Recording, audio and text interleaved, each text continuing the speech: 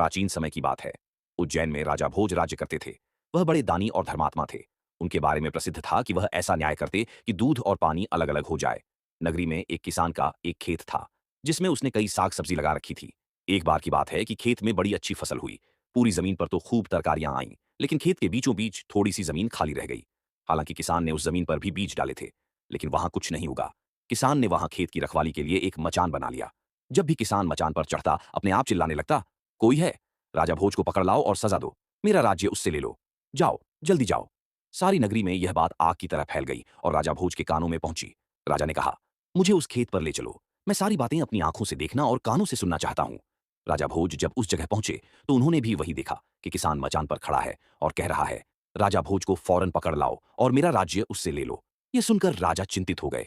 चुपचाप महल में लौटा आए। उन्हें रात भर नींद नहीं आई। सवेरा होते ही उन्होंने राज्य के ज्योतिषियों और जानकार पंडितों को इकट्ठा किया। उन्होंने अपनी गोपनीय विद्या से पता लगाया कि उस मचान के नीचे कुछ छिपा है। राजा ने उसी समय आज्ञा दी कि उस जगह को खुदवाया जाए। खोदते खोदते जब काफी मिट्टी निकल गई तो अचानक एक सिंहासन प्रकट हुआ। सिंहासन के चारों ओर 8-8 पुतलियां, यानी कुल 32 पुतलियां खड़ी थीं। सबके अचरज का ठिकाना न रहा।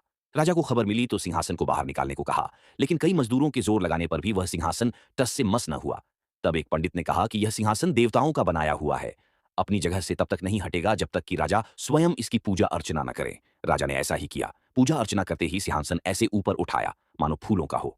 राजा बड़े खुश हुए। सिंहासन में कई तरह के रत्न जड़े थे, जिनकी चमक अनूठी थी। सिंहासन के चारों ओर 32 पुतलियां बनी थीं। उनके हाथ में कमल का एक एक फूल था। राजा ने हुक्म दिया कि खजाने से लेकर सिंहासन दुरुस्त करवाएं। सिंहासन सुंदर होने में 5 महीने लगे। अब सिंहासन दमक उठा था। जो भी देखता देखता ही रह जाता। पुतलियां ऐसी लगती मानो अभी बोल उठेंगी। राजा ने पंडितों को बुलाया और कहा, आप लोग कोई अच्छा मुहूर्त निकालें, उस दिन मैं इस सिंहासन पर बैठूंगा। दिन तय किया गया। दूर दूर तक लोगों को निमंत्रण भेजे गए। तरह तरह के बाजे बजने लगे। महल में खुशियां मनाई जाने लगीं।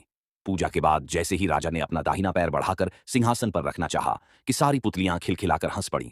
लोगों को बड़ा अचंभा हुआ कि यह बेजान पुतलियां कैसे हंस पड़ीं। राजा ने अपना पैर खींच लिया और पुतलियों से पूछा, ओ सुंदर पुतलियों, सच सच बताओ कि तुम क्यों हंसी?